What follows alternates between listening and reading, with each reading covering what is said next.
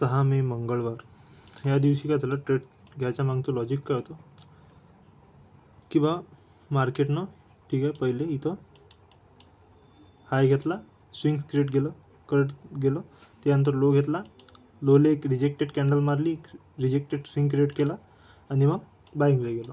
मग याच्यानंतर हे सेल साईडनं नाही आलो, मग याच्यानंतर हे यानं मोमेंट दिली वन साइडेड बाईंगसाठी, ते पण कोणत्या टाईमपर्यंत 8 वाजताच्या अंदर. ठीक आहे. इथं आता आपल्याला ट्रेड कसा फाइंड करायचा होता किंवा जसं हे मार्केट वर गेलं बाईंग साईडनं तसंच हे मार्केट सेल साईडनं आले पाहिजे. म्हणजे कालच्यासारखाच सिनेरिओ होता, सेम कालच्यासारखं.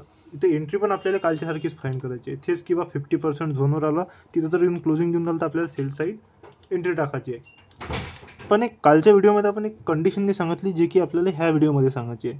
किंवा एक इथं काय असते ना की आपण ठीक आहे 50% झोन काउंट करतो, ह्या स्विंगमध्ये गॅप आहे, ह्या स्विंगमध्ये गॅप आहे, हा स्विंग इथं जर ब्रेक झाला तर आपल्याला सेल साईडनं एंट्री फाइंड करायची आहे. जसं की आपण काल सांगितलं, हा स्विंग झाला, 3 इथं कंप्लीट झाले गॅप देऊन, आणि हे पण इथं आपण आज एंट्री टाकली जशी काल टाकली, कारण की इथं 3 स्विंग्स कंप्लीट नाही केले मार्केटनं जसे काल केले ते. हा तर आपण बॉटमवरचा काउंट करत नाही आणि हा आपला पहिला काउंट करतो आणि हा आपण दुसरा काउंट करतो, यानं आपण इथे एंट्री नाही टाकली, नाही तर कालच्यासारखा सिनेरिओ असता सेम.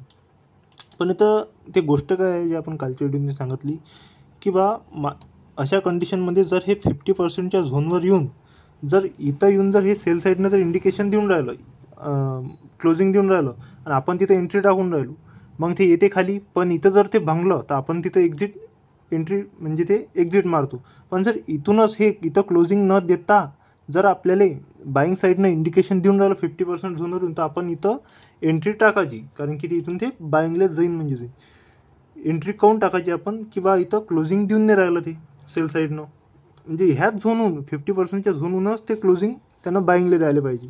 तर इथं काय झालं, 50%च्या झोनवर आलं, यानं स्विंग क्रिएट केला, म्हणजे इथं हे बघ टोटली भांगलं. इथं वन साइडेड चाललं, जसं वरतं गेलं तसंच खाली झालं पाहिजे, पण हे गेलं नाही, हे भांगलं.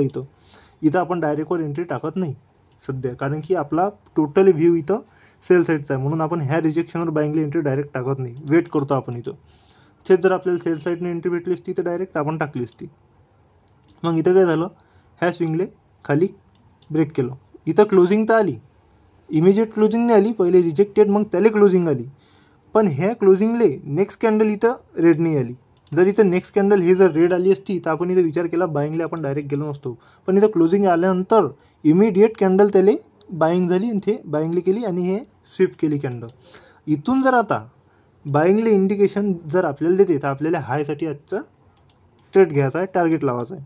आणि सेम तसंच झालं, क्लोजिंग आली, आपण इथं पण डायरेक्ट ट्रेड टाकू शकतो. आपण इथंच डायरेक्ट ट्रेड घेतला होता. सेकंड याले जर याला बाईंगला जायचं असं क्लोजिंग केल्यावर इमिडिएट हे जे सेकंड कॅन्डल असते याले मार्केट ब्रेक नाही करत इथं.